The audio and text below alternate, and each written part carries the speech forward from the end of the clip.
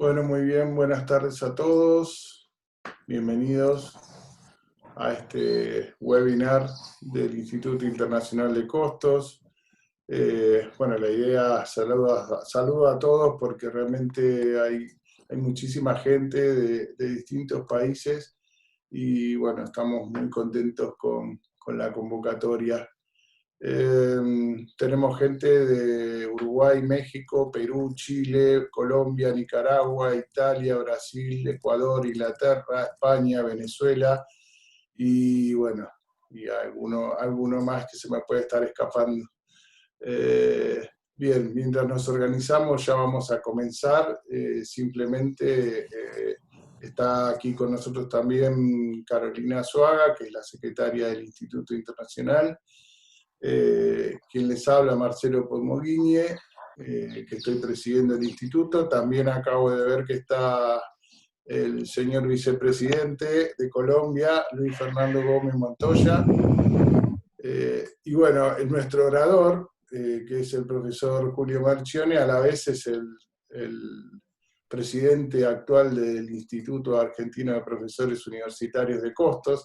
Así que, bueno, primero agradecerle darnos esta posibilidad de arrancar estos webinars, digamos, de manera rápida, ágil. Estamos haciendo una experiencia única porque, bueno, nos estamos prácticamente conectando de una manera distinta y lo que quisimos es, perdón, lo acabo de ver a Ricardo Laporta también, que es nuestro ex secretario y actual coordinador de la Comisión Honoraria del Instituto Internacional, y a Estela también de Chile, que es la presidenta del Instituto Chileno de Costos. No sé si me olvido de alguien más, hay gente de la Comisión Directiva de IAPUCO también, bueno, de todos lados. Les decía que Julio nos ayudó mucho también porque, bueno, pudimos lanzar esto rápidamente, después les vamos a comentar, es un ciclo de conferencias que va a abarcar, digamos, todo el año 2020, tratando de acompañar, digamos, a todos nuestros asociados en el tema que estamos viviendo, que es esta pandemia y bueno, con el aislamiento, particularmente en nuestro país. Y bueno, entonces, ¿qué hacemos? Le ponemos capacitación y alguna charla, así que vamos tratando de colaborar. Bien, después, en todo caso, cuando termina la conferencia, porque es lo que nos interesa, obviamente, esta charla de Julio, que es muy interesante en cuanto a la temática y que tiene mucho que ver también con la situación actual, que es, bueno, el paradigma de la normalidad, ¿no?, en los nuevos modelos de negocio. Todo un desafío esta charla y creo que va a ser muy interesante. Y al cierre, en todo caso, lo que vamos a hacer, de comentarles cómo sigue esto, ¿no? Algo más. El tema de las preguntas, si alguien tiene preguntas, habilitamos el chat para que vayan haciendo las preguntas. También estamos transmitiendo en YouTube en vivo, a los efectos de que las preguntas que se puedan juntar allí también las vamos a ir recopilando, y obviamente, bueno, por una cuestión de tiempo, vamos a tratar de seleccionar, digamos, algunas, pero bueno, los que quieran participar, obviamente después la idea es mandarles una encuesta para ver qué les pareció, y un mail también para poder enviarles la presentación que va a hacer Julio, que generosamente nos la va a enviar para mandárselas a ustedes. Bueno, sin más, los saludo a todos realmente, gracias por participar, y después nos veremos a la salida de la charla, pero bueno, estamos muy contentos con este evento y le damos la bienvenida a todos los países. Veo muchos amigos y bueno, si los tengo que nombrar a todos, no avanza Julio. Así que Julio, te doy la palabra, gracias por colaborar. Un agradecimiento también a todos los que se han ofrecido y están trabajando para el desarrollo de estas conferencias. Todos profesores y profesoras de primer nivel de distintos países, y bueno, estamos realmente muy, muy contentos por este evento. Bien, Julio, adelante entonces, muchas gracias por estar. No sé si hacerte una presentación curricular, yo creo que ya como presidente y a poco ya está todo. Un solo comentario: Julio es un gran innovador en los trabajos que presenta. Para mí es un experto en estrategia, capaz que él no lo dice, pero para mí lo es. Y realmente para los que estamos así en funciones de gestión, es una persona de consulta permanente, ¿sí? Les voy a pedir que apaguen los micrófonos porque se escuchan cosas, si no yo los silencio ahora. Bien. Bueno, gracias, gracias Marcelo. Dale.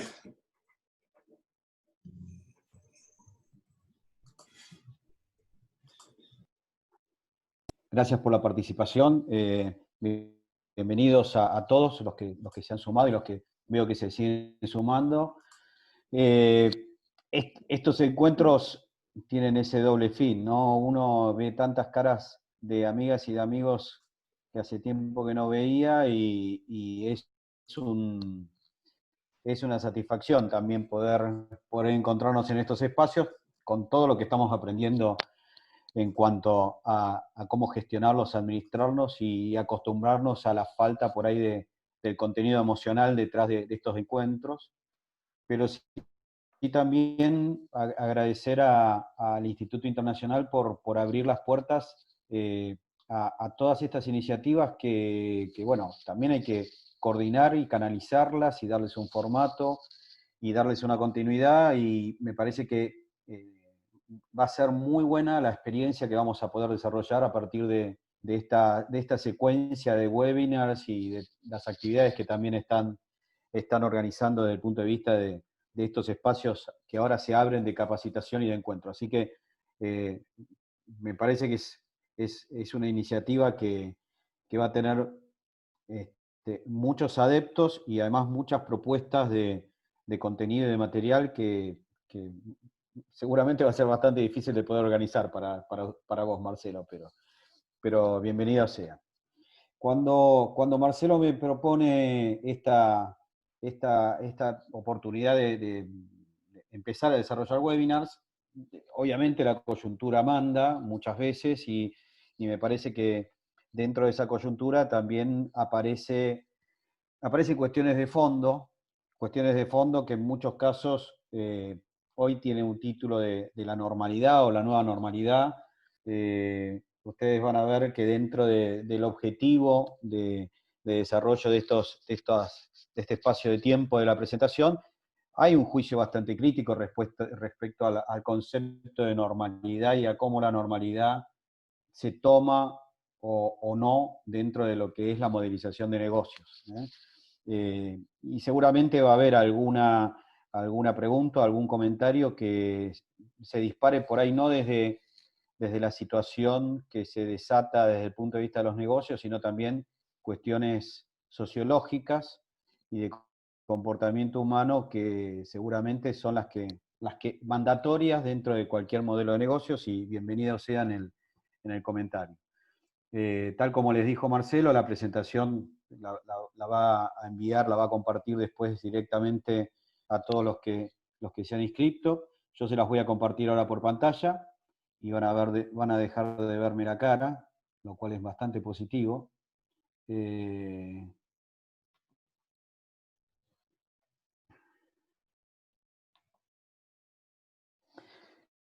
les decía entonces que nuestra hoja de ruta es lo que ustedes están viendo ahora en la pantalla.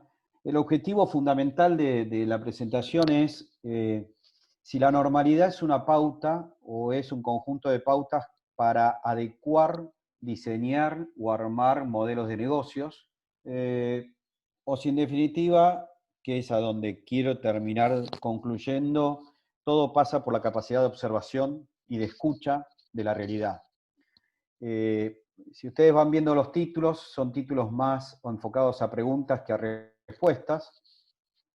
y eso es lo lindo muchas veces de la observación y de la escucha, que es cuestionarse, ¿no? Y el cuestionamiento en estas situaciones como en las que estamos hace que se vinculen muchos factores más allá de lo técnico y que pasa seguramente por lo emocional.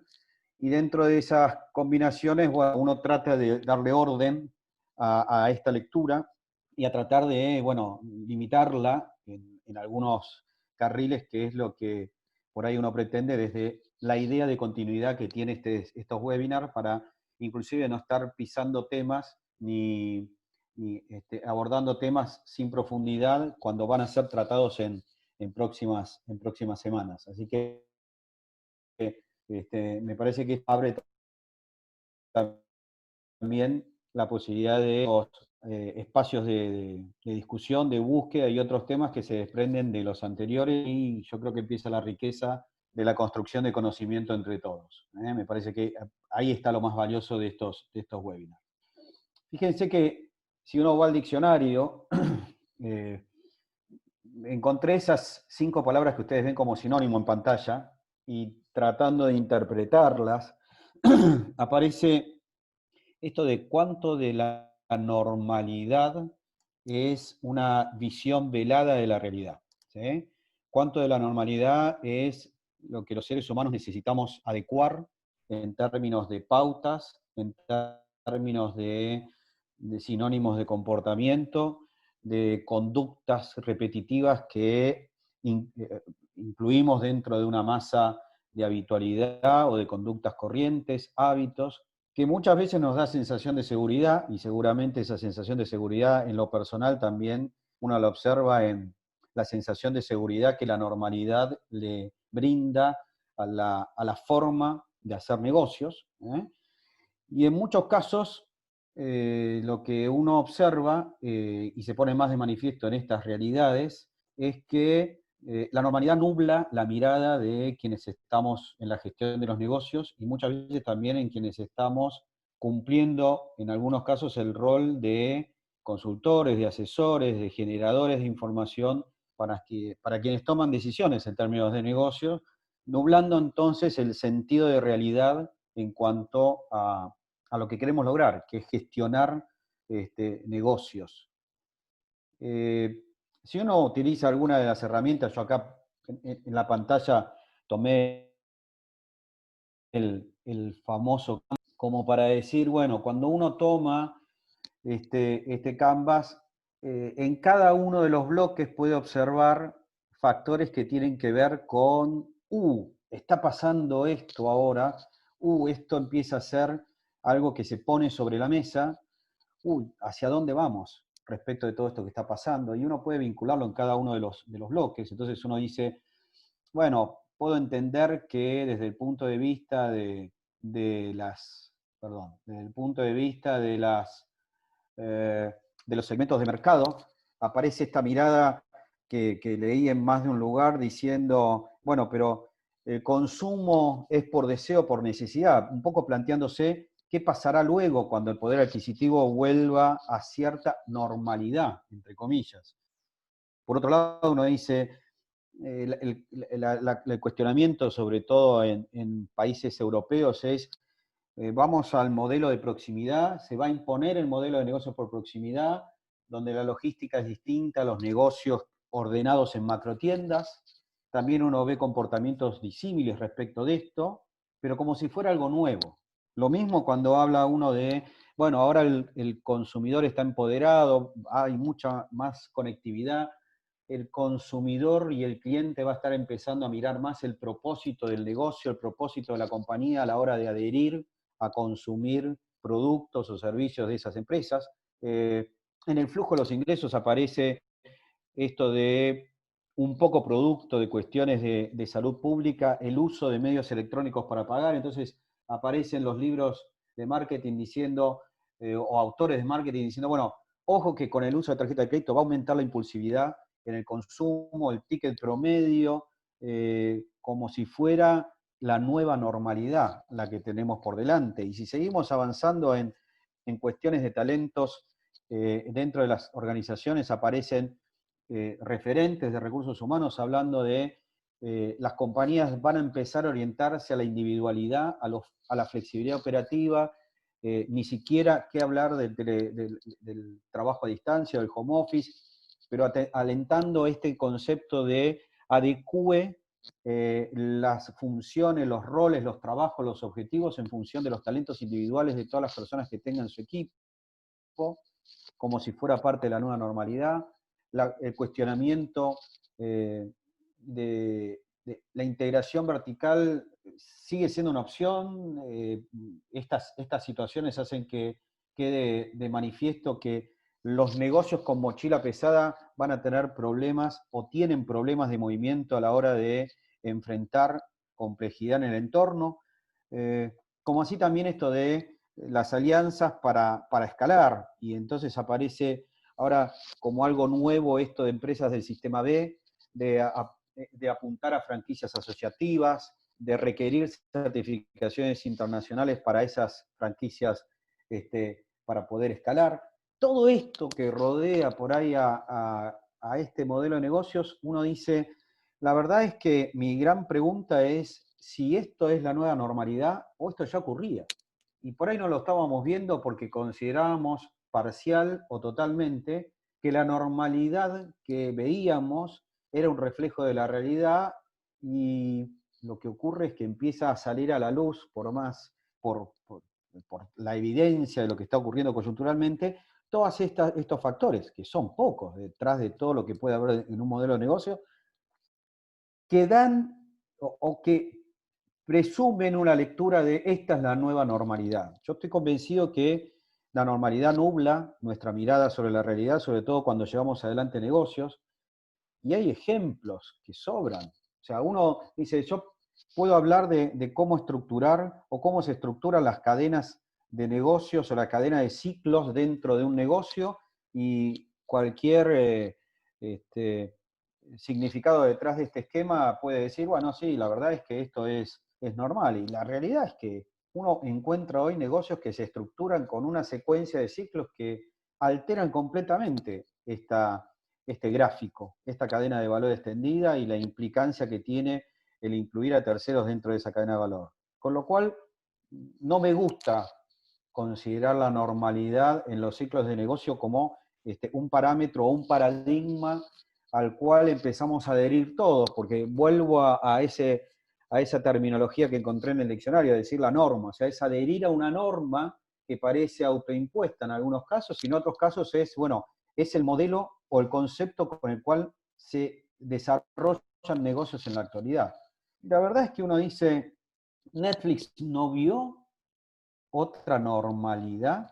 Las anormalidades que detectó Netflix en este cuadro que ya usé en alguna otra oportunidad respecto a lo que es, no es mío, sino que es de Chan Kim, de la matriz de utilidad del comprador.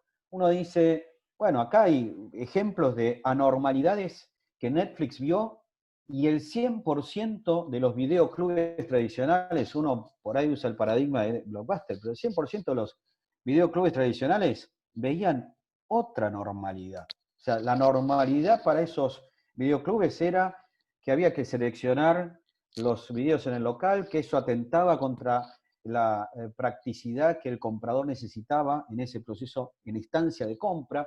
No había garantía de disponibilidad de títulos, eso afectaba y causaba un punto de dolor en la entrega del material y afectaba la productividad la productividad que lee y que utiliza el cliente. Por otro lado, en el punto de eliminación había multas por demora, como dice el gráfico, multa por demora en las devoluciones, y eso hace que se generara un punto de dolor. Y uno dice, y esa era la normalidad, ¿sí? Pero no era la realidad.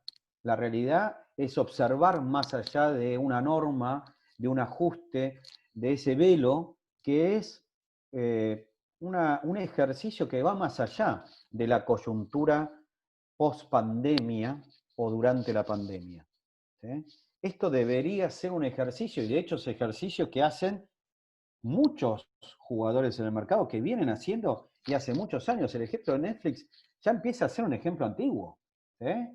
Como el ejemplo de las anormalidades en la hotelería.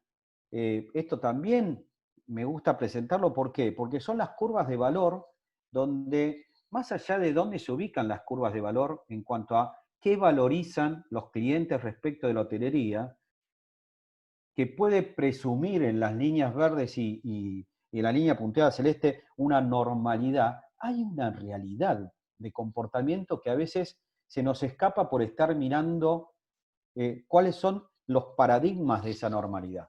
Y no solo el tema está detrás de el significado o el recorrido de la curva, sino la cantidad de atributos que empiezan a sumarse dentro de lo que es la percepción, el deseo y la valoración por parte de los clientes de lo que es atributos de la hotelería como servicio. Por eso aparecen estos resultados. O sea, lo que ustedes ven ahí es una habitación de hotel donde el lavatorio está fuera del baño y está compartiendo el espacio del lugar para dormir, para descansar y para el escritorio que se usa, compartiendo ese espacio. Y esto que ustedes ven del lado derecho es el lobby del hotel. No hay mostrador para hacer el check-in. Entonces uno dice, la verdad es que hay personas, hay negocios que miran la realidad más allá de la normalidad y de esos paradigmas que muestra por ahí el mayor flujo de contenidos que al cual uno accede a través de redes, a través de publicaciones, y a través de periódicos, a través de webinars o conferencias. El Cirque du Soleil, que ya también es un ejemplo antiguo, uno dice, ¿qué se veía como normalidad en ese momento a la hora de diseñar modelos de negocios relacionados con el espectáculo circense? Lo que ustedes tienen marcado en rojo. Esos atributos que ven al pie tenían una valoración que esa era la nueva normalidad hace muchas décadas atrás. Y hubo alguien que dijo, pero la realidad es otra. Observemos el comportamiento de la realidad, que es la línea verde. Y luego construyamos un negocio montado en un desafío que es, ¿habrá masa crítica detrás de ese comportamiento que es real? ¿O será un proceso que progresivamente se irá dando y esa progresión será de 10 años, de 20, de 5 o de 1? ¿Sí? Ahí está el desafío de los empresarios y de las empresarias respecto de qué generar a partir de una lectura. O sea, nosotros no estamos resolviendo la generación en esta lectura, sino que estamos diciendo, no desviemos la atención detrás de o supuestas normalidades que ya existían. Esto que ustedes ven en pantalla también pone de manifiesto que los factores de atractividad de los seres humanos respecto al desplazamiento de un lugar al otro pueden ejemplificarse a partir, en este gráfico, de las curvas de valor de las aerolíneas promedio, de aerolíneas de bajo costo, como la que tienen enmarcada en la línea verde, o del automóvil, ¿sí? Como medio de desplazamiento. Y uno dice, la verdad es que por ahí no hay una sola realidad. Por ahí hay facetas, hay tamices, hay grises en esa realidad sobre la cual yo tengo que elegir en qué curva de valor me voy a recostar para hacer una propuesta con mi negocio. Pero entender que hay otras curvas de valor, que hay otros matices de esa realidad, que en muchos casos quedan desdibujados por los paradigmas de imponer algunos factores de normalidad. La normalización en muchos casos, sobre todo en los negocios, nos llevan a esta dicotomía que generalmente aparece detrás de lo que es la complejidad enfrente o versus la complicación, lo complicado. Y entonces me gusta siempre usar un ejemplo que tiene que ver con entender que si nosotros nos paramos en el lado izquierdo de la imagen y decimos, bueno, le damos un avión, un Boeing a 10 ingenieros aeronáuticos, le damos los planos de ese Boeing y le decimos, miren, me lo desarman y me lo vuelven a armar, eso es complicación. Eso es lo que normalmente atendemos desde el control de gestión, desde las herramientas de gestión, desde el punto de vista tradicional.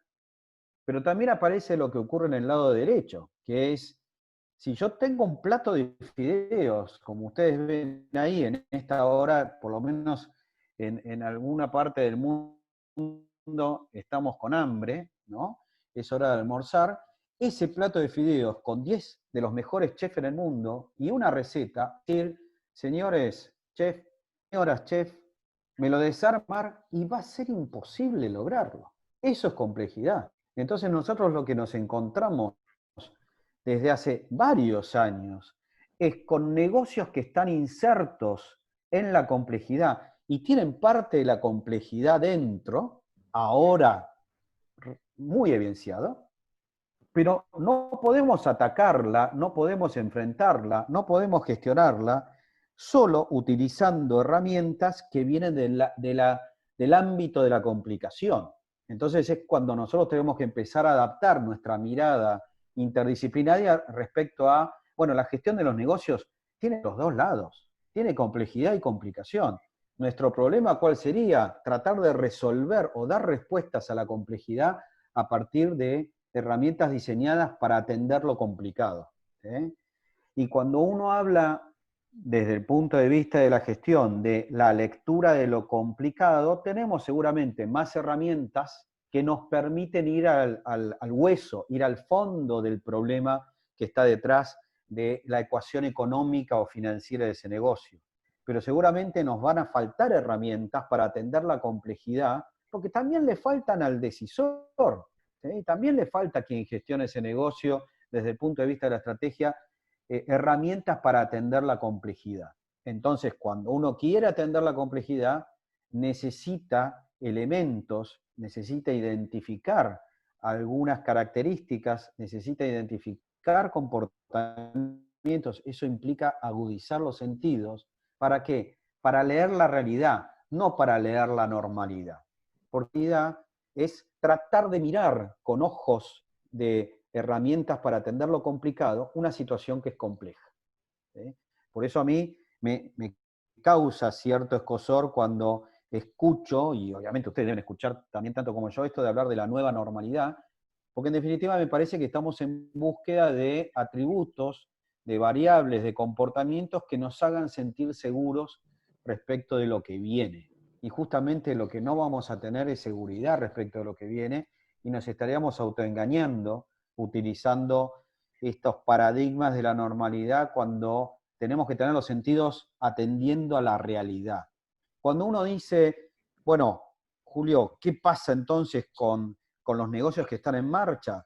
Bueno, ustedes deben estar experimentando alteraciones sustanciales, abruptas, respecto a los negocios en marcha. Ayer hablaba con Víctor Di Stefano, que está acá presente en el webinar, respecto de un análisis, de una mirada muy interesante que tiene él, que no se las voy a plantear, pero porque él también va a utilizar un espacio para hacerlo. Obviamente, anclado, sesgado, mirando la realidad de la Argentina con relación a la conformación o alteración de modelos de negocios a partir de decisiones que no son exclusivamente del empresario o de la empresaria. Entonces, traer o mostrarles muy sucintamente esto de el Lean Canvas, que es el canvas que se utiliza para modelos de negocios de emprendimientos, ¿a qué nos lleva? Por ahí a pensar que tenemos que hacer, más allá de que el negocio esté en marcha, con marcha más lenta o más veloz, tenemos que detener nuestra mirada en cuanto a pensar ese negocio desde su refundación. Y decir, si yo tuviera que refundar este negocio, base cero, ¿por qué no utilizo una herramienta como el Lean Canvas para decir, más allá de su funcionamiento, por ahí tengo que alterar ciertas cuestiones de su funcionamiento, yendo a lo más básico, que es lectura de la realidad? Fíjense, lo que está resaltado en rojo tiene que ver con la lectura de la realidad, no con la lectura de un paradigma de normalidad, sino decir, bueno, acá aparecen problemas nuevos. En el Lean Canvas se habla de, por lo menos, al menos atender a 3. Si podemos resolver o tener respuestas o soluciones que planeamos para esos 3 problemas, ya avanzamos en el estamento más básico, que es atender lo más primario de nuestro modelo de negocio. Obviamente siempre uno lo hace pensando en tener una ventaja diferencial. No abandonamos esa idea que por ahí es el ADN de la estrategia, es la diferenciación, con lo cual no lo vamos a abandonar, pero arrastra algo detrás, que es lo que está en amarillo, que es nosotros hoy tenemos que medir cada paso que damos. Y más allá de la velocidad con la que avancemos en los próximos meses, tenemos que medir cada paso que damos. ¿Por qué? Porque la realidad va a estar oculta detrás de paradigmas de normalidad. Va a seguir oculta, va a seguir ese hábito. No vamos a dejar de tenerlo porque nos da seguridad. Y cuando uno avanza un poquito más respecto de el Lean Canvas como una herramienta para pensar, aparece esto de, en el hábito de emprender, seguramente van a empezar a aparecer cuestionamientos detrás de la coherencia o el equilibrio en el mensaje que uno transmite en la propuesta de valor. Cuando yo les mostré el Canvas hace minutos, del único bloque que no hice ninguna referencia fue de la propuesta de valor, porque eso está casi por construirse nuevamente. Las lecturas que yo les mostré respecto de Netflix, del Citizen, del Hotel Citizen, del Cirque du Soleil, del transporte automotor y del transporte aéreo en sus distintas alternativas, lo que muestran es que más allá de la inercia que tenga nuestra propuesta de valor y sobre la cual estamos construyendo la gestión de nuestro negocio, seguramente va a haber que refundarla a partir de herramientas que nos permitan leer una realidad. Y no creo que la nueva normalidad, los paradigmas de la nueva normalidad nos ayuden, ¿sí? Me parece que no nos van a ayudar. Nosotros tenemos que abordar lo que tenemos remarcado de ahí en rojo respecto de hay criticidad de algunos problemas y de algunos que por ahí no conocemos.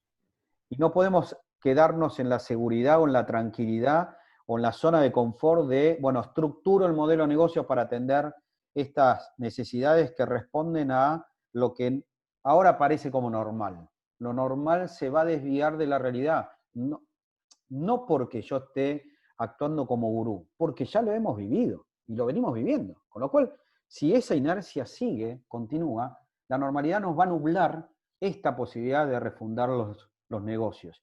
Y por ahí hasta con el desprendimiento y con la humildad de decir, por más que este negocio haya sido con este modelo exitoso hasta ese momento, o haya logrado un liderazgo dentro del mercado en el que está, por ahí hay que refundarlo, ¿sí? Y esa refundación implica también romper con esa columna de cristal que es el ego, ¿sí? El ego empresario juega en contra de la refundación de modelos de negocios, ¿sí?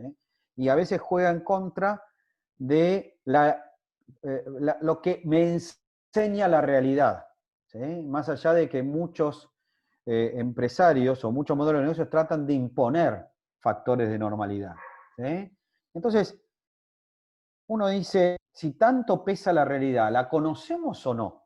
¿Sí? Fíjense lo que yo traté de resumir en pantalla, que no viene viene a partir de la lectura que uno tiene de sociólogos, de psicólogos, inclusive de algunos politicólogos detrás de lo que está ocurriendo, y uno dice, bueno, claramente esto no es algo nuevo. O sea, la situación actual pone en evidencia algunos factores por encima de los otros. Entonces uno dice, bueno, claramente hay sociólogos que hablan de los desequilibrios sociales críticos y agudos en las sociedades, en los países, en las regiones, no son nuevos. Esta situación sanitaria los puso en evidencia, pero siguen existiendo y van a seguir existiendo estos desequilibrios sociales.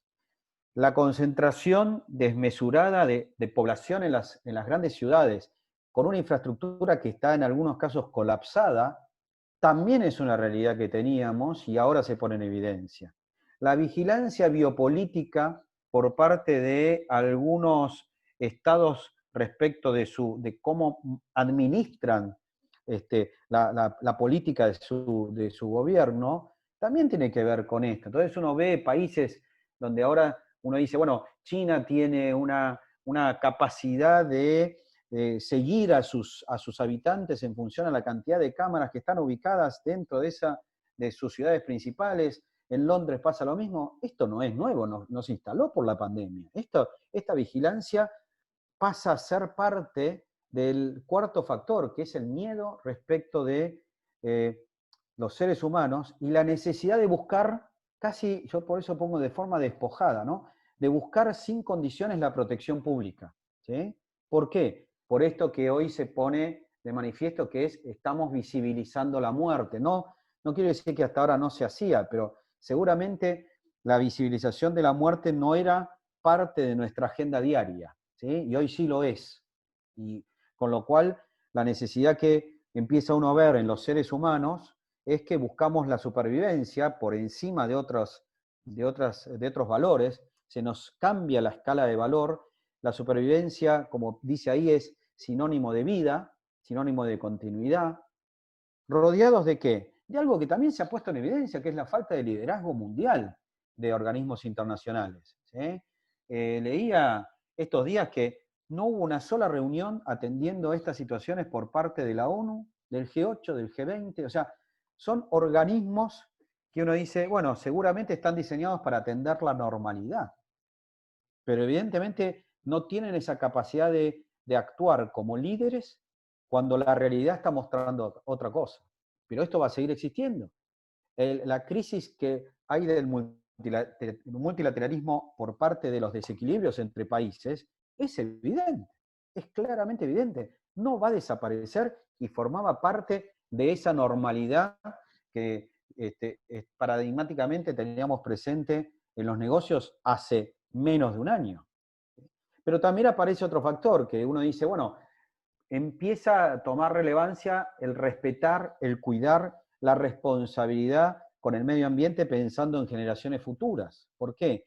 Porque el estar conviviendo con esta visibilización de la muerte y de lo que implica la vida para la continuidad del ser humano, también se extrapola a situaciones personales, a situaciones familiares, a pensar en la diaria, en qué acciones nosotros hacemos en función de esta responsabilidad y si esta responsabilidad con el medio ambiente toma relevancia en las decisiones diarias, en las decisiones de todos los días que hace muchas veces pensar en lo operativo y no por ahí en lo estratégico.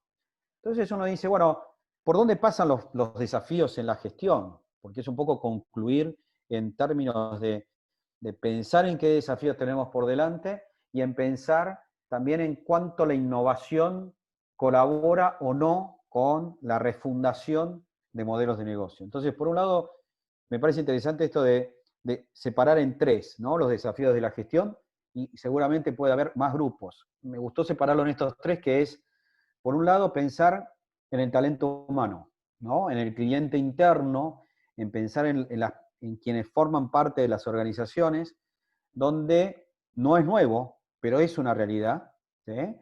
Por ahí estaba desdibujado por la anterior normalidad, que es esto de el, el enfocarse a hacer aprendizajes en las organizaciones que estén basados en lo emocional, en entender que cada vez las generaciones adhieren a sus trabajos, adhieren a sus proyectos, adhieren a un modelo de negocios a partir del entusiasmo, ¿sí? Eso los conecta con lo que hacen, eso debería conectarnos, deberíamos aprender también de esas generaciones para lograr esa conexión. Entender que la individualidad empieza a imponerse a la normalidad dentro de las organizaciones, con lo cual algo que no es nuevo, pero es la flexibilidad o no en términos horarios, empieza a ser algo que casi ya ni siquiera va a ser un aspecto a sopesar en el momento de decir contrato o no a estas personas que dentro de su eje de vida pueden y van a trabajar durante 4 horas, no durante 8. La jornada laboral de 8 horas y van a trabajar sobre 4, o van a trabajar desde sus casas por objetivos. La administración por objetivos tiene muchísimos años de antigüedad, pero claramente está basada en la individualidad, en las características individuales de quienes forman parte de nuestro cliente interno. Con lo cual uno dice, bueno, el modelo de negocio, si hay algo en su refundación que tiene que atender, es a cómo gestionar el talento humano, ¿sí? Con todo lo intangible que tiene esto, pero todo lo tangible que se refleja en términos de herramientas de gestión a la cual estamos acostumbrados nosotros a manejar, ¿sí? Con lo cual uno dice, olvidémonos del control horario, está bien, tiene con 120 años por lo menos esa mecánica, pero sigue siendo un mecanismo de control de gestión en algunas organizaciones y en algunas operaciones. Por otro lado, en los desafíos de gestión aparece esto de visualizar la necesidad de que el mercado, que los seres humanos organizados o agrupados como fueran, ponen de relevancia a leer cuáles son las empresas con un propósito, ¿sí? Yo les mencionaba anteriormente esto de las empresas dentro del sistema B, que en definitiva no es ni más ni menos que generar acciones que vayan de la mano con su propia actividad, o sea, generar resultados, generar acciones de cambio en la sociedad a partir de la actividad privada y no esperando siempre que la actividad pública o la administración pública sea la que resuelva o genere cambios que uno ve dentro de algún factor, que hay un número bastante grande de factores sobre los cuales establecer un propósito. No puede ser, bueno, realmente la salud en el mundo, los desequilibrios que hay en los países para atender la salud en el mundo, va a ser mi propósito como empresa. La desigualdad en términos de acceso al conocimiento en función de los niveles de pobreza y de no pobreza, va a ser mi propósito. Entonces, cada acción que haga de capacitación, por ejemplo, rentada, si tengo una consultora o tengo un instituto, bueno, va a tener su correlato en el 1 a 1, es decir, bueno, voy a brindar la misma cantidad de capacitaciones sin cargo para gente que está en situación de pobreza, ¿sí? Entonces uno empieza a generar acciones insertas en su modelo de negocio detrás de un propósito, ¿sí? Detrás de un propósito que atiende a esta diversidad de consumidores. Allá he leído la semana pasada esto de los mercados ya no hay que segmentarlos, existe el segmento de a uno. Y esto la verdad es que nuestro querido Goyo Coronel lo decía hace 25 años, ¿sí? Lo escribió además de decirlo, ¿sí? Entonces lo que digo es, esto que puede parecer como una novedad, como una nueva normalidad, ya existe. Qué bueno que existe, pero tomemos la enseñanza de cuánto dejamos de ver de esa realidad por sumar capas de normalidad detrás de la lectura de esa realidad. Entonces aparece esto, se pone de manifiesto, bueno, si los consumidores van a recurrir o a mirar nuestro negocio en función de su propósito, hay un empoderamiento del consumidor, ese empoderamiento del consumidor está presente en muchos negocios y tiene que estar casi como una condición más, casi hasta considerarlo como un cliente interno. ¿A partir de qué? Y a partir de que esa confianza que uno pretende lograr en las relaciones con su entorno, es a partir de la coherencia, a partir de decir, bueno, el estar orientados a un propósito, aunque sea mínimo lo que nosotros hacemos dentro de ese gráfico que les pongo en pantalla, que tiene que ver con un gráfico ejemplificando el concepto y la operación de la economía circular, bueno, claramente me lleva a qué? A empezar a conectar al entorno, a nuestro modelo de negocio, ¿sí? Y sobre todo atendiendo a algo que empieza a ser un factor importante dentro del comportamiento de los seres humanos y que ya existía, pero no estaba tan de manifiesto, que es seguramente la experiencia de uso es mayor que la experiencia de posesión. Si esto empieza a ser algo que domina el comportamiento de los seres humanos, ojo con el modelo de negocios basado en proveer cosas para poseer y no para usar, ¿sí? No es una certeza, es una pregunta la que estoy planteando, ¿eh? Pero en definitiva es una pregunta que forma parte de la realidad que tenemos acá, en la nariz, ¿sí? Y por otro lado, como tercer bloque, como tercer grupo, me interesa esto de la relevancia que los canales de distribución van a tener, ¿sí? Obviamente también son preguntas, pero el comercio electrónico hoy pone de manifiesto todas las limitaciones que hay de la logística física en la entrega de productos, ¿sí? Todas las restricciones que tenemos en algunos países más que en otros respecto a las modalidades de pago, a la confiabilidad en las modalidades de pago, a la atención de la queja por una mala entrega de un producto o de la calidad del producto que se entregó que no era la calidad que vi en la pantalla cuando elegí, ¿sí? Eso atenta contra la confianza de los consumidores y de los clientes respecto del negocio. este concepto de ubicuidad y omnipresencia de las organizaciones respecto a, independientemente de dónde estoy o de dónde tengo estructuradas mis funciones, la posibilidad de entregar a partir de redes colaborativas logísticas. ¿Sí? Y esto uno dice, ¿no existen? Sí, existen, pero obviamente existen por ahí afectadas a determinados segmentos de empresas que tienen una escala o una presencia a nivel global y a nivel mundial, y para el 98% de los mortales, ¿qué nos queda? Bueno, esto forma parte de soluciones para el 98% de los mortales. Alibaba, en China, hace muchos años, lo que vio corriendo el velo de la normalidad, vio miles de empresas pymes y de microemprendimientos que no tenían un espacio físico ni un espacio digital para mostrar lo que hacían. Y entonces, ¿qué dijo? Hago un marketplace, hago un mercado digital para que esos empresarios y esas empresarias pymes y de pequeños emprendimientos estén, se exhiban, vendan, cierren acuerdos, operen entre ellos. ¿Sí? Eso es haber visto la realidad más allá de lo que se mostraba como normalidad que esas empresas pymes tenían para poder hacer negocios, inclusive más allá de sus fronteras físicas. ¿Sí? Y por otro lado, también los desafíos logísticos dentro de esas redes colaborativas, disminuyendo el impacto ambiental, mejorando algunos segmentos de esa economía circular, aunque no fuera su propósito, porque indirectamente lo van a estar logrando. Y desde el punto de vista de lo que yo considero que es la clave en la refundación de negocios y en la definición de nuevas propuestas de valor, para mí la normalidad es el gran enemigo de la innovación.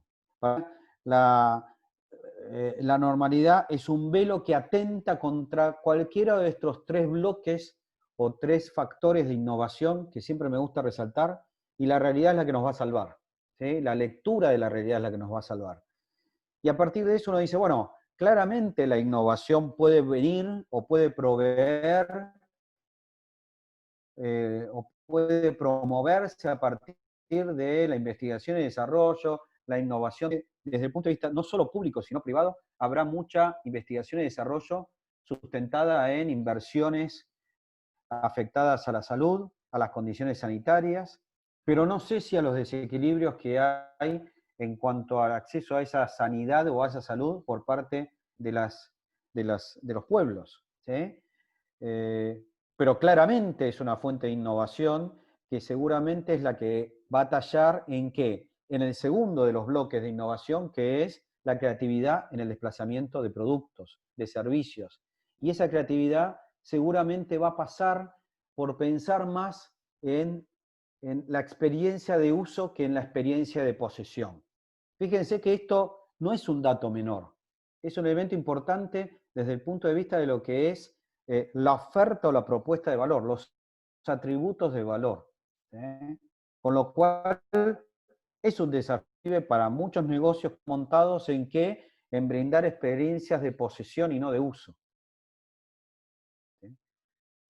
Cambia el modelo, eso implica creatividad, productos, servicios y actividad en cuanto a cómo manejar los talentos y el conocimiento internamente para poder ser innovador.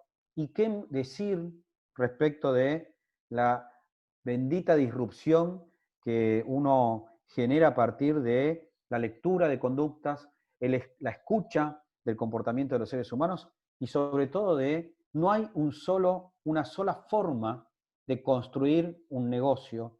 Hay muchas formas de hacerlo y por ahí la innovación pasa por ahí, por tener la creatividad suficiente para modelizar negocios de una manera distinta. Pero claramente ustedes compartirán conmigo esto.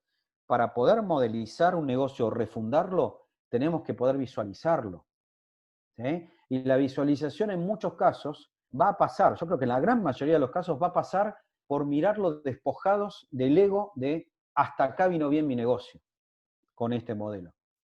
No debería ser una mirada coyuntural a partir de esta realidad, sino que debería ser una mirada casi permanente. ¿Sí?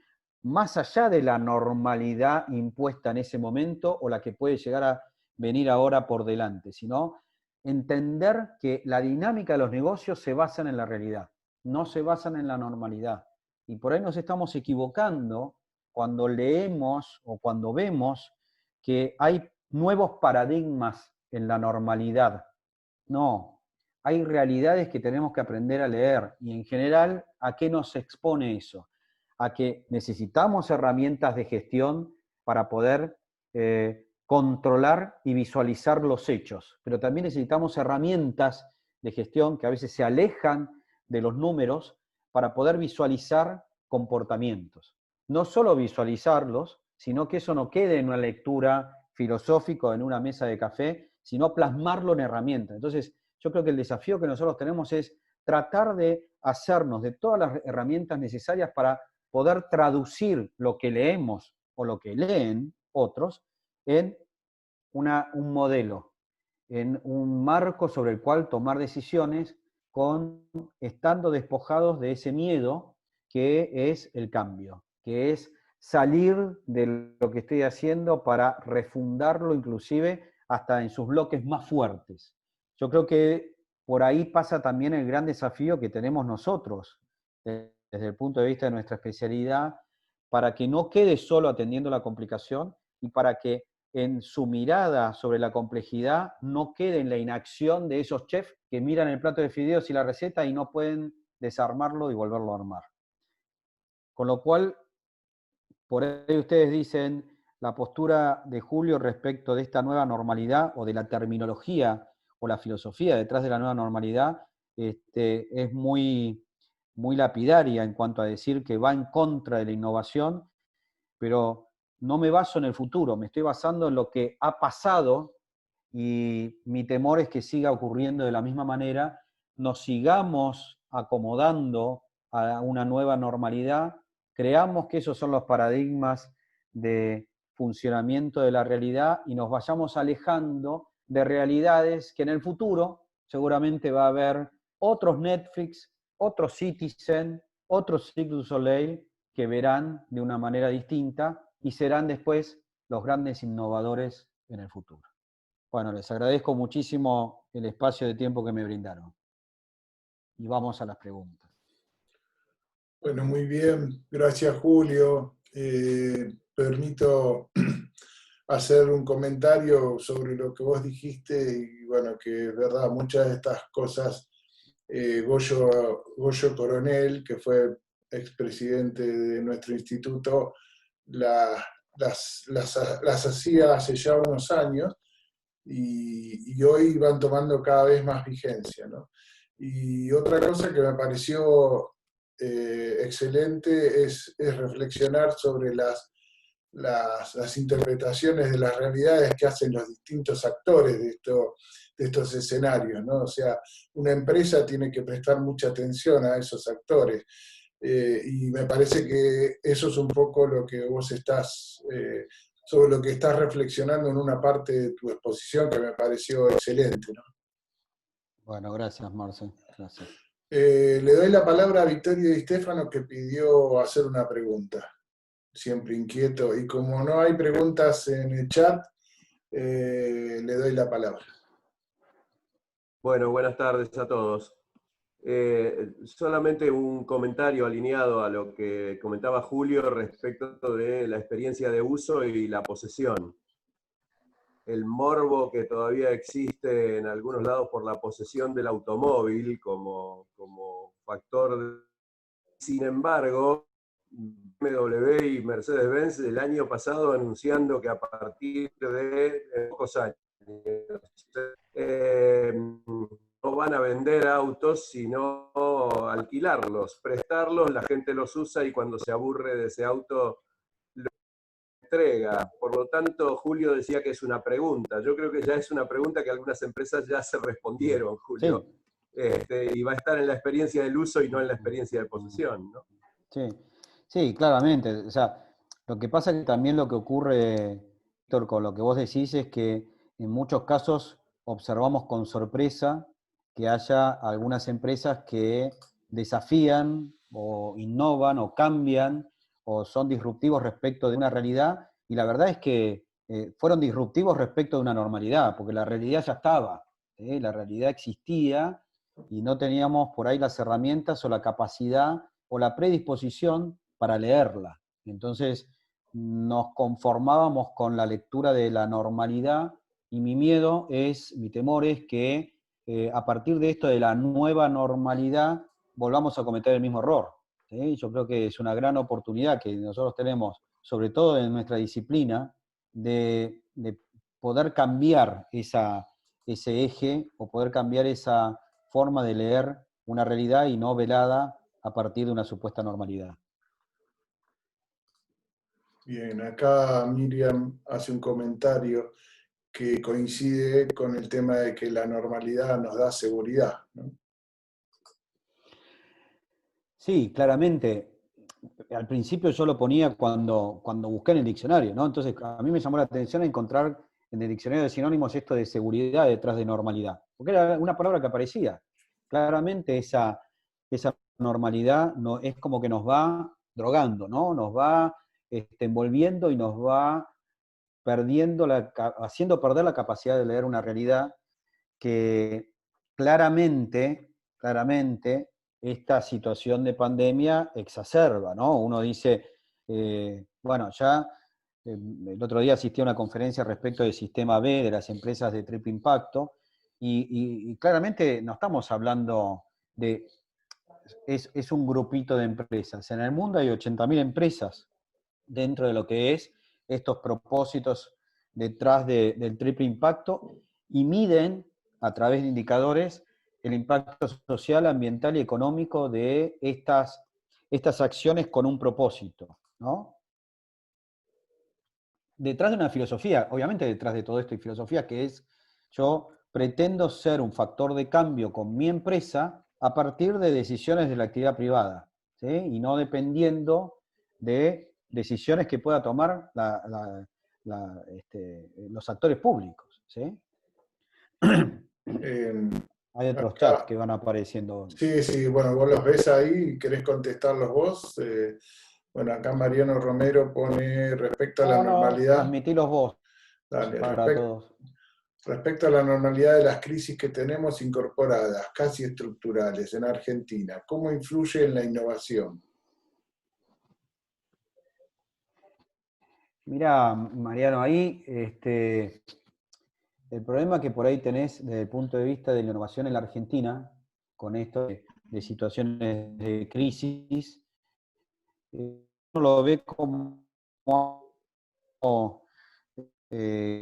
es negativo para las empresas o los negocios en Argentina. Colegas del exterior te dicen: no, la verdad es que ustedes tienen una capacidad de, de leer el impacto de la crisis con mucha más velocidad que tenemos nosotros. En otros países donde las crisis son de menos, por lo menos con menos volumen o con menos decibeles, o no son tan críticas como las de ustedes, o no son crisis tan recurrentes en el tiempo como las de ustedes, con lo cual me parece que el ejercicio, que por ahí uno ve como negativo, estando en la Argentina, en el exterior se ve como algo muy positivo, el tener la gimnasia para entender que los modelos de negocio no son compartimentos estancos cerrados, sino que tienen las puertas abiertas y absolutamente permeables a todos sus extremos. Yo siempre digo que el modelo Canvas me gustaría siempre representarlo del lado izquierdo y del lado derecho en sus extremos con líneas punteadas, porque no deberían ser líneas cerradas. Claramente hay una permeabilidad que en muchos casos está tenida de situaciones críticas. En otros casos tienen por ahí situaciones un poco menos traumáticas, pero son críticas al fin. Acá en YouTube tenemos algunas consultas también. La Bueno, doctora dale, atendamos. Alma Delia de México te pregunta: desde su perspectiva, la nueva normalidad debe de cambiar los modelos de negocios y en el sentido de los nuevos enfoques en conjunto con liderazgo en costos. Bueno, ahí voy a separar dos aspectos. Uno tiene que ver con, a mí me parece que los negocios deben cambiar y la innovación debe estar alimentada por la lectura de la realidad puede ser que la nueva normalidad, los aspectos de la nueva normalidad en un principio sean un reflejo de esos cambios de la realidad. Mi temor siempre respecto de eso, a partir de lo que viene ocurriendo con las economías y con los negocios en las últimas décadas, es que nos acostumbramos a que esa normalidad se impone como una situación de ajuste permanente de la realidad. O sea, la realidad se termina acomodando a esa normalidad y no al revés. Entonces, me parece que todo lo que se está abordando ahora de nueva normalidad es un factor importante porque impulsa o viene impulsado de la lectura de la realidad. Mi temor es que vayan corriendo los meses y el paradigma ese no cambie, cuando la realidad sí está cambiando, y lo consideremos como parte de la normalidad de los negocios. Y el otro aspecto, que es esto de el liderazgo en costo como un factor de diferenciación o como un factor competitivo, yo siempre digo lo mismo. Para mí, en su momento Porter, cuando se lo tradujo al español y se habló de liderazgo en costos, no es un factor de diferenciación. O sea, el factor de diferenciación es el liderazgo en precios. O sea, es tener la capacidad de hacer la definición de precios en función del comportamiento del mercado, de los distintos canales y de esas realidades en cómo se mueven esos segmentos detrás de las cosas o del uso. Sí, lo que estoy convencido es que uno de los pilares de la gestión de precios o de la habilidad en la diferenciación en precios es a partir de ser competitivos en costos. Pero he tenido frente a las narices muchas empresas que son o que eran muy competitivas en costos y no tenían la capacidad de diferenciarse por precio cuando su ecuación económica lo permitía. Entonces, me parece que por ahí Porter simplifica en una instancia, por ahí en una instancia inicial, ¿no? Esto de, hay una correlación directa entre que siendo competitivo y siendo líder en costos puedo diferenciarme en el mercado, y esto no es así. Hay más de un ejemplo donde ese liderazgo no se vio replicado en precios y no logré una diferenciación para posicionarme en el mercado y seguía siendo líder en costos. Aquí Roxana Martínez, que creo que es de Mendoza, si no me equivoco, y Marisol Sí. Caseda de Perú, coinciden más o menos en la apreciación. Te dicen que la reinvención de los negocios que se está dando en la pandemia es muy interesante, la respuesta del cliente a estos cambios. Dice que en Perú se han visto algunos cambios exitosos en ese sentido. Sí, por ahí alguna referencia respecto de Perú. Yo hablé de las franquicias asociativas y me tocó la semana pasada leer una tesis que se refería justamente a los problemas que Perú tiene para llevar adelante franquicias gastronómicas desde Perú hacia el exterior, cuando hay 5.000 restaurantes peruanos en el mundo que no son resultado de las franquicias. ¿Sí? Entonces yo lo que digo es, viendo en profundidad las entrevistas que el doctorando estaba haciendo o hizo para la investigación, aparecía esto de la mirada pública, ¿no? Que decía, bueno, en definitiva, un gran problema para llevar adelante las franquicias de la gastronomía peruana hacia el exterior es el grado de informalidad que hay de esos negocios, tanto en Perú como fuera, ¿no? Entonces, dicen, la verdad es que si uno pretende desarrollar estos negocios pensando individualmente en ese restaurante peruano, pretendiendo franquiciar su modelo hacia el exterior, no lo va a poder hacer solo. ¿Sí? Y el hacerlo con otros implica entrar en este régimen de franquicias asociativas que para colmo no está legislado de la misma manera en todo el mundo. ¿Sí? Entonces uno dice, ¿y qué es esto? Y esto es complejidad. La verdad es complejidad. Y estoy dando un ejemplo de miles que seguramente, muy bien como dicen ustedes, nos van a plantear también el desafío a futuro de si se acelerarán los tiempos de regulación y legislación de franquicias asociativas, porque va a ser la mejor forma de poder desarrollar e internacionalizar negocios a partir del régimen de franquicias, que hasta ahora viene con un ritmo lento, puntualmente en el caso de Perú. Bien. Marce, estoy con la manito levantada. Ay, no te vi, Carolina, perdón. Desde hace rato. Mirá que... Como soy impertinente, ya no aguanté más. No, dale, dale. Yo también hace rato te quiero hablar. Gracias, Carolina. No, me pareció muy buena la charla. A todos un gusto encontrarse con caras que ahora nos vemos poco, con muchos colegas por estar en otros países, más ahora con el tema pandemia, ¿no? Y me pareció en la charla un comentario muy interesante. No lo dijiste en la charla, que fue excelente, por cierto. Lo comentaste después cuando estabas interviniendo.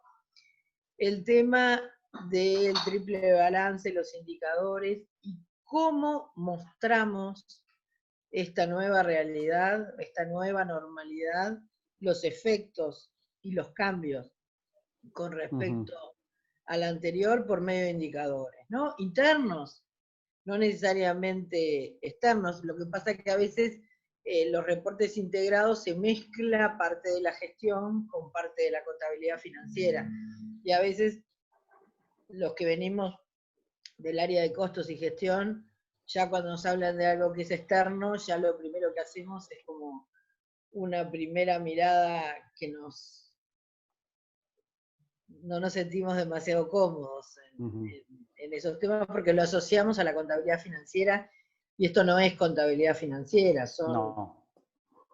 Entonces, es bueno que la contabilidad en general, estoy hablando de la contabilidad de gestión inclusive, como disciplina, pueda abordar estas temáticas. Nosotros ahora estamos preparando con unos profesores colombianos un artículo sobre el discurso social que debemos dar ante una pandemia como esta y ante lo que nos estamos por vivir, ¿no? Lo que se está viviendo.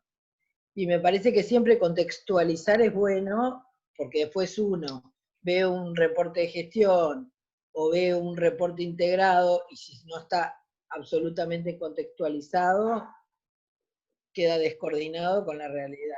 Era eso. Sí, Carolina, esto del sistema B obviamente es un ejemplo de tantos, ¿no? Lo que pasa es que empieza a tener relevancia. Yo creo que esta situación de pandemia, hasta hoy son 80.000 empresas en el mundo, hay 60 países donde tienen esta certificación de sistema B, va a explotar. O sea, yo creo que va a pasar por ese lado. Y acá ellos, con esta certificación, o sea, la certificación oficial del sistema B, lo que implica es que en los reportes de gestión empieza a haber determinados KPI donde vos medís el cumplimiento de este propósito, aunque fuera con proyectos que tienen principio y fin dentro del año. Y lo que plantean es, bueno, el primer paso en lo que es sistema B es hacer el 1 a 1, ellos lo llaman el 1 a 1, que es, bueno, lo que daba como ejemplo, haces un curso de capacitación para 50 personas pago, haces un curso de capacitación para 50 personas que están en determinada situación de pobreza sin ningún costo, ¿no? Entonces esa correlación del 1 a 1 es medible, porque en definitiva termina el año y decís, bueno, ¿cuántas personas fueron capacitadas como reflejo de estos cursos que se dictaron de manera rentada? Y empiezan a convivir factores económicos y financieros en la medición del resultado de un negocio con el impacto que tiene en una de las tres vertientes de este ejemplo que te doy de acciones de 1 a 1, ¿no? Acá tengo una consulta de Henry Vallejo de Ecuador, que bueno, manda saludos. La gente de Ecuador está participando muy activamente en esta charla y estamos teniendo muchas charlas con ellos a nivel del Instituto Internacional para hacer actividades en conjunto y bueno, poder también en algún momento ver de generar la relación formal con el Instituto Internacional de Costos, ¿no? Y pregunta, dice, en una economía dolarizada y en contracción, ¿no? ¿Qué papel juega, porque ellos tienen esa economía, qué papel juega la innovación y los costos, ¿no? Bueno, un poco Por ahí cuando en Ecuador hablan de la economía dolarizada, me remonto hace unos cuantos décadas atrás que vivimos exactamente el mismo proceso, ¿no? Entonces uno dice, claramente, uno desde el punto de vista de la ecuación de costos se encuentra con que las economías cuando se dolarizan y cuando están en contracción, atenta contra la competitividad de costos, ¿no? Entonces uno dice, bueno, claramente ahí Porter tenía razón, pero por el contraejemplo, ¿no? Dejamos de tener la posibilidad de ser competitivos en precios porque se nos va deteriorando la capacidad de ser competitivos en costos. Lo que ocurre en muchos casos es que desde el punto de vista de la innovación hay que entender algo que es algo que forma parte del aprendizaje. No siempre la innovación es producto de la inversión, no siempre la innovación es producto de la capacidad económica de hacer, de investigar o de lanzar productos. Muchas veces la innovación viene de la mano de la observación y de detectar que a mí me gusta mucho ese mapa de utilidad del comprador, me parece que es muy, es una herramienta visualmente muy clara para innovar. ¿Sí? Acá también dentro del chat estaba tratando de compatibilizar dentro del chat decía, bueno, más qué herramientas podemos tener para mirar lo que ocurre respecto a los negocios en su relación con el entorno, y yo creo claramente que este mapa de utilidad del comprador sirve para entender que muchas veces podemos ser disruptivos con la innovación sin necesidad de incurrir en costos muy altos. ¿Sí?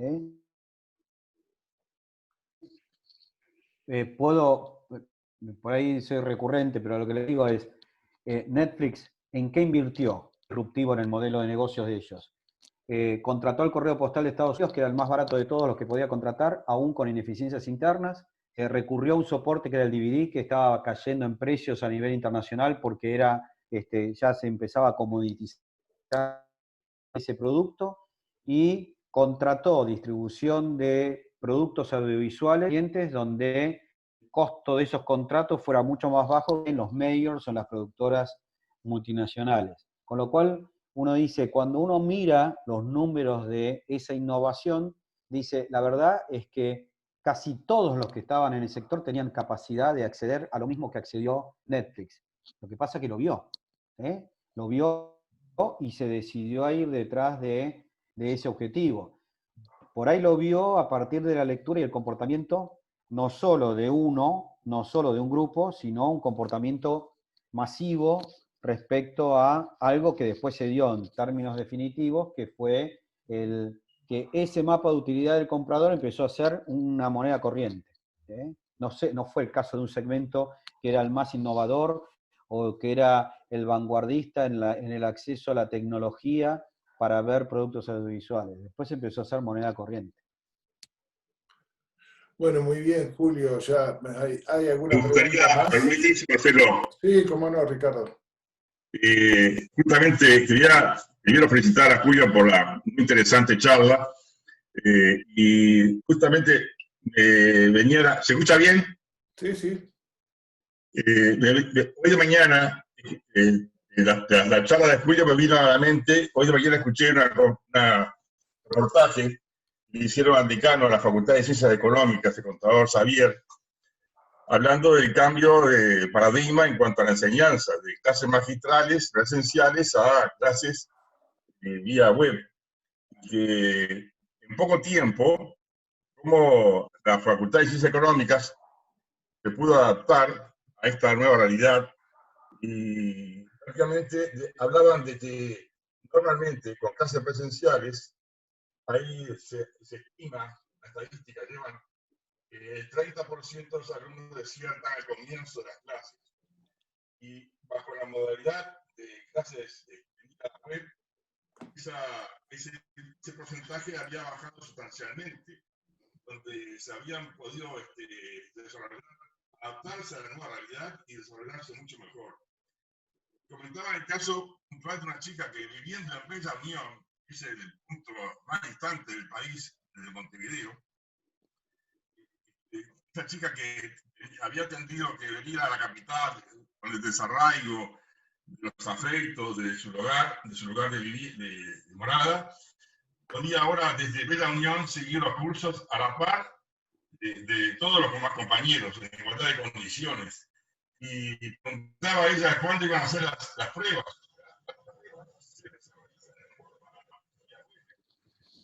Todo un mecanismo de seguridad para evitar garantizar la objetividad y validez de la prueba. ¿No? O sea, es interesante cuando tú hablabas de efecto de la realidad, no ver la realidad, sí, es increíble, está delante nuestro y a veces no se ve, no se aprecia, y hay que abrir una situación de anormalidad para que se pueda apreciar la importancia, Julio, en ese sentido, tener la visión de la realidad. Sí, yo creo que también dentro de... el peligro que corremos, Ricardo, es que volvamos a estar en búsqueda de normas y ajustemos nuestra lectura de la realidad a esas nuevas normas, quedándonos cómodos en que la normalidad y los hábitos pasan por ahí, ¿no? Y claramente también lo que aparece dentro de esto, por ahí mucho más de manifiesto, leía un psicólogo que decía que esto de la visibilización de la muerte hace que uno emocionalmente tenga determinado cambio en la percepción de algunas situaciones, y seguramente lo que vos estás mencionando de lo que es el desarraigo en países donde también tenés distancias y no tenés esa dispersión satelital de la enseñanza universitaria, hace que cobre mucha relevancia esto de preferir quedarte en tu lugar, no salir del espacio donde vos emocionalmente tenés una contención a partir de tu familia, tus afectos, de tus amigos, y entender que por ahí estás perdiendo el impacto emocional o el impacto afectivo que tiene el compartir un aula física, el compartir un espacio, un ámbito de estudio, el compartir tardes de estudio con un mate entre medio, y uno dice, bueno, seguramente acá viene este equilibrio o este nuevo equilibrio entre lo emocional que está vinculado al desarraigo y lo emocional vinculado a estos espacios universitarios como tradicionalmente nosotros los hemos vivido, ¿no? Como espacios de interconexión, de intercambio. Bueno, la verdad es que es también un desafío para muchos de nosotros que estamos en el ámbito académico, creo que el 100%, y que estamos con un desafío por delante que ojalá no quede velado con una nueva normalidad y tengamos esa capacidad también de innovación en los ámbitos educativos. ¿Sí? Bueno, muy bien. De ya nuevamente le agradezco a Julio. Ahí Estela de Chile está diciendo que está muy contenta con la charla y creo que estamos todos igual. Expresa un poco el cierre de esto. Nos hace reflexionar en estos momentos de aislamiento y que bueno, en realidad ya no estamos en una nueva normalidad, sino que es como que la realidad nos va sacudiendo y la normalidad cada vez está más complicada, pero bueno, vamos a ver cómo seguimos con esto, pero creo que estamos bien encaminados y van a seguir surgiendo cosas nuevas y vamos a tener que adaptarnos, así como estamos acá ahora, ¿sí? en esta nueva realidad, ¿sí? Así que de alguna forma es eso. Yo les agradezco la presencia a todos, a Julio, bueno, totalmente, a las autoridades del instituto, y les agradezco, bueno, atrás de esto siempre hay un equipo de gente, que ahí la veo a Laura Gessi, que me dio una mano grande, a Jorge Castillón también, en esto que es operativo, y bueno, que la verdad que trabajan muy bien, y me han ayudado un montón en el tema logístico, y que no es fácil, ¿sí? Y yo también voy aprendiendo, por eso tuvieron 2 links, ¿sí? El primer link salió mal y el segundo recién salió bien, pero bueno, hemos logrado sacar la charla por ambas plataformas. Ahí nos mandan saludos de La Serena, Chile, bueno, de distintos lugares de Latinoamérica. Quedaron algunas preguntas en el chat, pero lo voy a grabar y después yo se lo voy a pasar a Julio para ver si podemos hacer algún informecito. Perfecto. Y les muestro simplemente lo que tenemos para adelante, ¿sí? No sé si lo ven bien ahí. El ciclo de conferencias confirmado, bueno, el 26 de junio, el profesor Daniel Carrasco Díaz de ACEPUC, España, que va a hacer una propuesta de cuadro de mando para la gestión de municipalidades. El 31 de julio, el profesor Antonio Andrés Cunha Callado de Brasil, que va a hablar sobre el gerenciamiento de costos interorganizacionales en el enfrentamiento de la pandemia. El 28 de agosto, la profesora Flavia Fernández de AURC, Uruguay, Tecnología Blockchain y la gestión en las organizaciones. Y tenemos confirmado el 25 de septiembre el profesor José Antonio Telio del Instituto Chileno de Costos de Chile, la brecha en los costos laborales debido a la pandemia por COVID-2019. Eso es todo lo que tenemos, van a ir recibiendo información, todos aquellos que obviamente tienen el correo electrónico registrado, también se lo vamos a seguir enviando. Hemos tenido un montón de inscripciones y la verdad que una muy buena asistencia, porque bueno, ha salido todo muy bien. Así que agradecerles de nuevo, gracias Julio de nuevo por esta charla, fue excelente, y gracias a todos los que estuvieron acá, porque realmente ha sido una muy buena jornada, y en estos momentos que tenemos, que son bastante complicados, y esto por lo menos es una especie de oasis, ¿no? Donde nos atrevemos a reflexionar sobre esta historia, ¿no? Así que muchas gracias a todos, y los saludo con mi cordial estima, ¿sí? Iniciativa, Marcelo. Nos vemos. Gracias. Gracias. Nos Gracias, vemos. hasta luego. Muchas gracias a todos. Muchas gracias. Excelente. Gracias. Saludos y gracias. Saludos para todos. Chau, chau. Felicitaciones, muchas gracias. Gracias. Saludos desde Ecuador. Gracias. Saludos, Mauricio. Ahí te veo de Ecuador.